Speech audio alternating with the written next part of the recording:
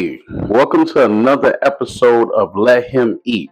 And the reason why you click that link because you're a supporter. You wanted to see me cook. It's not too many black men that's out here cooking in the black community like this. They always leave it up to the women. So this is proof that black men know how to cook. So in this episode, we're gonna cook some chicken.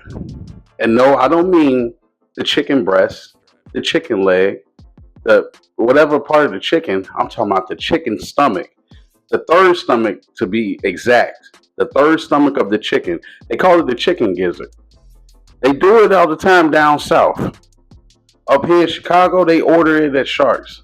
But this is how I'm gonna show you how to make yours at home. But before I do that, make sure you hit that like button, that share button, and subscribe. You think I do this? I want to do this for free? I could cook this myself. But I'm out here showing y'all can make your own chicken gizzards. So make sure y'all do that.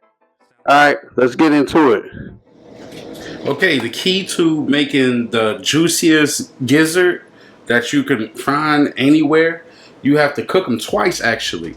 So the first thing we have to do, we have to boil them because they are a tender muscle. Because this part of the stomach they use to grind up the pellets that chickens eat.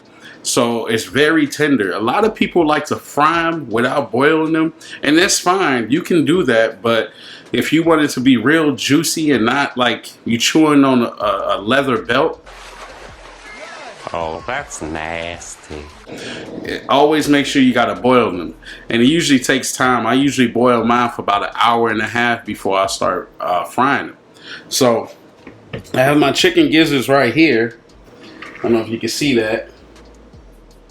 Nice and clean, ready to get put it into the water for boiling. And all I do when I boil, when I put it into the water, I got a little garlic powder right here. I don't know if that's gonna focus. Let me see. Yeah, a little garlic powder and a little salt, but not too much fucking salt because y'all be out here trying to get high blood pressure. Don't be putting too much fucking salt in your water when you boil it. So make sure you put enough. You want to have the gizzards to have a little bit of flavor. You don't want to take it out and it's salty than a motherfucker. You feel me? So we're gonna take this shit over to boil it, and we're gonna wait. So as you can see, I got the gizzards in the water. I'm putting a little salt. Now you can add a little bit more salt than what I did, you know what I mean? Because at this point you want to put a lot of flavor in your gizzards before you fry them. So I added the salt, and then I added my garlic powder. Yeah, and you could treat it as like you were making stew, because at this point you want a lot of flavor in your gizzards. You don't want your gizzards to taste like it's bland. So you can put any seasoning that you want to put in there. Some people like to put onions, other assortments of seasoning, but this is the time where you put your seasoning into the boiling water, because you don't want to just take the gizzard by itself without any seasoning, because it's not gonna taste right. So at this point, we're gonna let the water boil, cook the gizzards, stir occasionally, but we're not gonna watch this for an hour and a half. So we're gonna go get our batter ready as we wait till the gizzards get boiled. All right, so I know y'all just didn't want to just sit there and watch that shit boil. So we're gonna get our batter ready. So this is what I do. First, I'll start off with this. Move this knife out the way, because I don't drink regular milk. So I have almond milk, unsweetened. You know what I mean? We're gonna pop that right after you dig. You feel me? We're gonna put that in there. So I just put it in like a measuring cup, just a little bit. Let me see. Let me see what that say. So just, what's my bad? Wrong side. 2/3 of a cup, I guess. 2/3 of a cup. We're gonna put that to the side, and then to make it like that thickness, we're gonna add some limes. So you're just gonna squeeze your limes in there, and it's gonna give it that curdle look or that thickness. Whenever you want to use almond milk as like batter, that's the best way to do it. See, I don't know if you can see it. It's already starting to curdle up a little bit.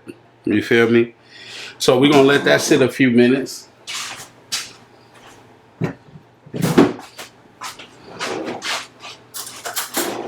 going to let that sit. Let it curdle up a little bit. And then I got my big bowl of nothing. And we're going to take some flour. It don't matter what type of flour you use. You can use all-purpose flour. Any flour that's out there, you can use that. We're going to dump all this in there. See, around here we don't measure shit. We just put it in there. Okay, we got the flour in there. So what I like to do is put a little tap water. I like to put a little tap water in there, you know what I mean? Because we don't want it to be thick. We want it to be thick, but thick enough to where, you know what I mean, it's dripping off the meat. What I'm gonna do is take 2 eggs. I'm gonna crack them on in there. I don't know if y'all do that, but sometimes I put the shell back in there. Gonna crack that, pop that in there like that. And then I take some seasoned salt, add it in there like this. Then I got a little bit of cayenne pepper to give it a little kick. Add that in there like that. Then I'm gonna add my almond milk with the lime in there. Put that in there. And then I'm gonna mix it up. Now while I'm mixing, I'm looking at the consistency. I'm trying to see if I gotta add more flour, if I gotta add more water. You know what I mean? Some people like to put like their eggs and stuff like that separately and then dip it that way. But me, I like to put it all together. See, you see, it's still pretty thick, so I'm gonna add some more water. See, it's still pretty thick. Add some more water so it could water it down a little bit. See, this is where you require a lot of elbow grease. You know what I mean? Let me move it down a little bit so you can see what I'm doing. A lot of elbow grease. What you're trying to do is you're trying to get rid of all the chunks. You don't want no chunks in your batter. So there we go. It's almost like making pancakes, you know what I mean? Same thing with making pancakes. So you just want to keep whisking it until you get good consistency. Yeah, see, whisking that ain't no joke. As you can see, look, I'm over here flexing. You feel me? You gotta have strong arms to do it, but you want to have that consistency. You don't want no clumps. And then once you have a nice consistent batter, then we'll put it in the refrigerator until the chicken gizzards are done boiling.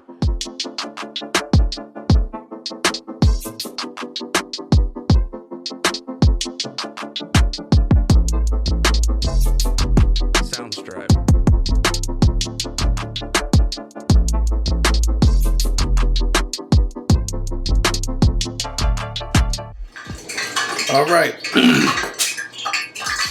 What y'all hear in the background is the oil. I had to check to make sure it's hot. All right, our gizzards looking like this after it's been boiled. I boiled them for about an hour and a half. So now what we're about to do is dump it in the batter. And when we fry them, I'm not going to fry them for too long, maybe 2 to 3 minutes, because technically they already cooked. I just want to get that crispiness. So we just going to dump them right in there. I got my tongs, and we're just going to make sure all our chicken gizzards are coated. Soundstripe.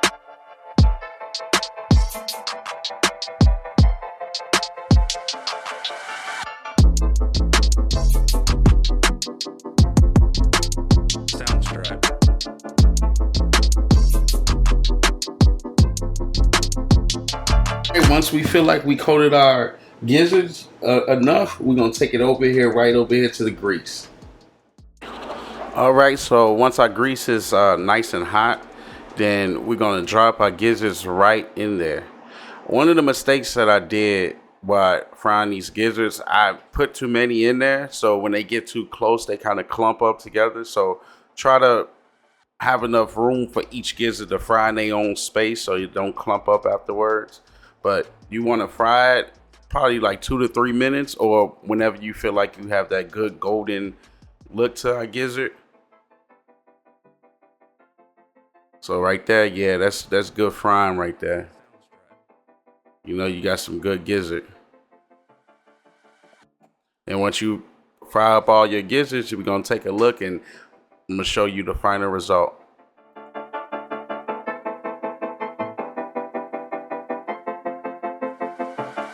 Soundstripe.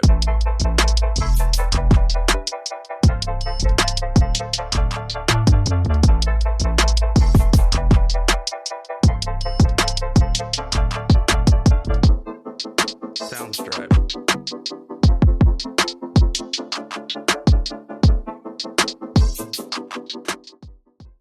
Now this is the final result of our gizzard, and look at them. It's looking nice and juicy. I like the coating on it.